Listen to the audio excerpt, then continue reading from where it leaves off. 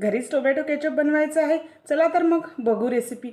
ही recipe अशी आहे जी मी नेहमी घरी बनवते, म्हणजे गॅरंटीड कसलाही फरक पडणार नाही टेस्टमध्ये, घरच्या आणि बाहेरच्या विकत आणलेल्या टोमॅटो केचपमध्ये, पण क्वालिटीमध्ये खूप फरक पडेल. चला ना, स्वच्छ टोमॅटो धुवून घ्यायचे आणि कट करून घ्यायचे. त्याच्यामध्ये हिरवी मिरची, थोडं अद्रक, कांदा आणि लसण टाकायचा. ज्यांना कांदा लसण खात नाही ते कांदा लसण स्किप करू शकतात. आणि हे शिजायला ठेवून घ्यायचं. आणि एक सिक्रेट पोटली बनवायची, ती म्हणजे मिरे आणि थोडंसं जिरं, 2-4 लवंगा ते बारीक करून घ्यायचं आणि एक कपड्यामध्ये छान बांधून पोटली शिजत ठेवलेल्या त्या टोमॅटोमध्ये घालून घ्यायची.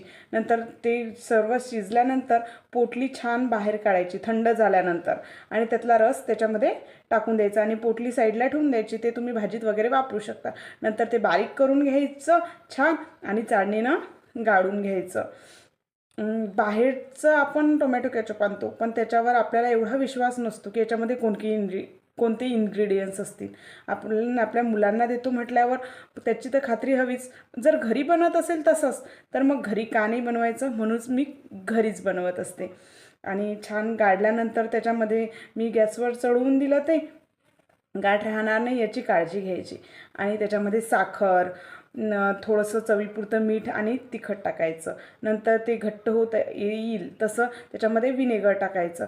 छानपैकी ते घरीच सुंदर असं केचप बनते. जर रेसिपी आवडली तर नक्की ट्राय करा आणि चॅनलला नक्की सबस्क्राईब करा.